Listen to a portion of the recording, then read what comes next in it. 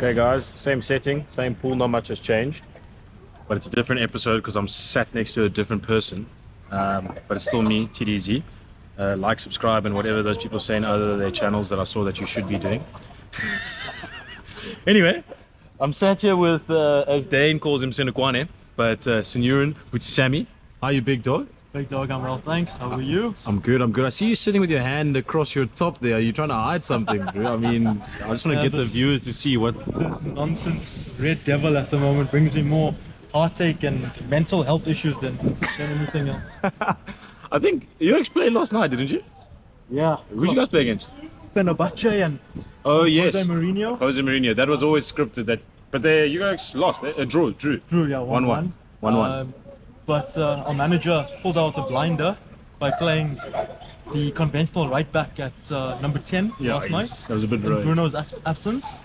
So, but anyway, I'm sure he'll be happy with the draw. How much longer you reckon he's got there, 10 on? I don't know. I always, I've been thinking about it, but by all accounts, not long. But I also feel that a lot of the issues are from higher levels, man. So you look like one of those season ticket holders outside the stadium, man. As they're walking out there, like, what do you think of the wall? So that the guys get emotional there. Yeah, dog. I see I've caught you reading a book here. And obviously I was going to do a little bit of a segment on everyone, what they're reading, because there's not much for us to do here when you're not allowed to leave the hotel. So what are you reading at the moment, Big Sen? Brother, I've got my my eyes into Men Are From Mars and Women Are From Venus. Oh my word, you are doing something recon work on the enemy, you say? Yeah, something a little different for the Bangladeshi trip. I thought I'm normally into sport or books with enlightenment, so I thought I'd just delve into something slightly a little bit different. Are you enjoying it? Which is cool. Yeah, it's been lovely. It's been very enlightening. From a slightly different perspective, some cool theories and that sort of thing, and very practical stuff. Okay, so Senna, you're back in I don't want to go talk too much about cricket here next to the pool, but you're obviously back into the test team. I think it's one of those tours where you always feel you could play because you're obviously in the sub, you've been bowling well. Oh jeez, see, that's the guy. No, you can't give me out this tour, eh? Okay. Yeah, if he does, I'll catch you. But basically, like, this is a new season again for you. You moved from the Northwest to the Warriors. I wanted to maybe ask what's kind of inspired that. You basically hear your side of things, because obviously I'm a good friend of yours and I kind of know, but maybe a lot of people don't. If you're willing to share, you can have a chat. So obviously you started afresh now, and what's your thoughts behind that, bro? Yeah, bro. Yes, moved to the Warriors. And I mean, when I left, I never really thought I'd leave the Dolphins. Okay. Dolphins is the team that I grew up loving, watching, and always wanted to play for.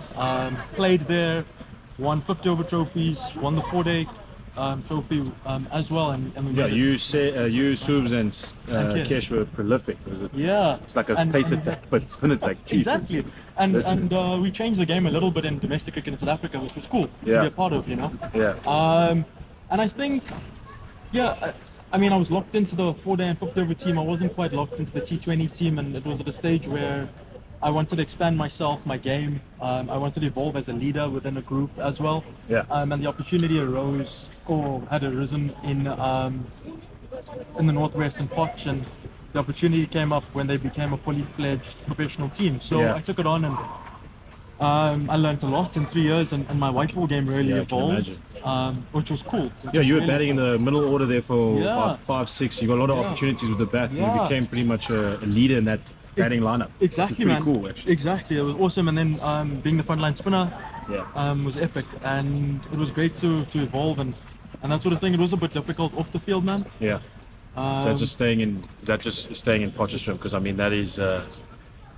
No disrespect to the people and fans and stuff that are in Potchefstroom, like, cool place for you guys, but that's a tough place to live. I'm not gonna lie to you guys. Yeah, I agree, bro. And I managed to spend a bit of time. I've got friends, lots of friends and family in Joburg, Pretoria, so that was cool. Okay, man. Luckily, yeah. Thankfully. So, yeah, and this new move now to the exactly. Warriors. And it so happened that the game changed a little bit, and found my way to Port Elizabeth, working with Robbie P, who was also a left-arm spinner, Yes. and batter and an all-rounder. You know, played lots of international cricket and that sort of thing. Yeah.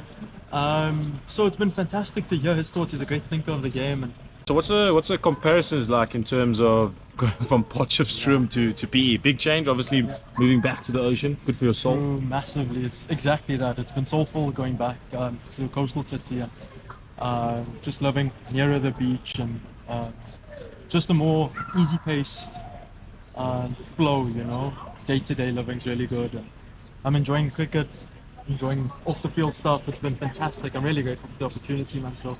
And also to be back in the test squad is awesome. To be a part of the tour to Bangladesh, and we just won the first test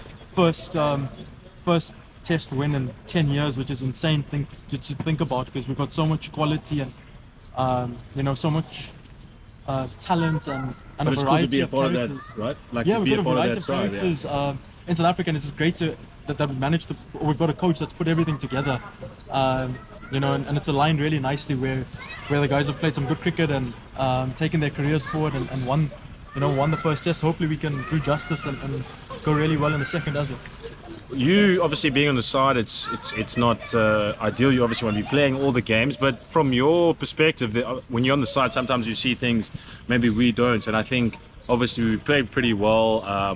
We've had our recaps, and we all kind of know what we did well to get the win there. But I think from the side, what was something that kind of stood out for you, or what do you think was the difference in that first test match? Because I mean, Bangladesh in their home conditions is a very tough side. So what do you think kind of gave us the edge, or was the reason? Yeah, I agree, bro. And actually, those Bangladeshi test teams actually done really well this year in test cricket. They've had a few good results. So I mean, being able to beat them in their own conditions is a really good achievement. I really think we've got a fit, firing, and a hungry KG Rabada. And to be honest, it was probably a good toss to lose on day one. But that being said, you still have to take full advantage. And I thought him, Bessie, Kesh bowled really well. The bowlers as a unit did really well to set up the game. And from a batting perspective, I thought our guys that got in were ruthless. And I mean, Scholesy got a brilliant 100. Again, Vian got a good 50, and he was ably supported by Dane. And I think that was probably the difference, going 200 ahead. It was fantastic. And they were always behind the 8 ball in the game. And then well done to you in the second innings, man, for being clinical and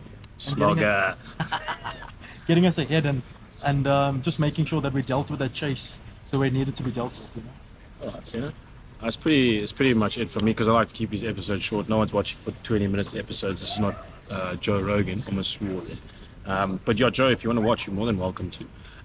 Anyway, guys, that's it for my time with Sen. Thanks for joining me on TDZ's Daily Bazozi YouTube channel. Thanks for having me, bro. It's been a treat.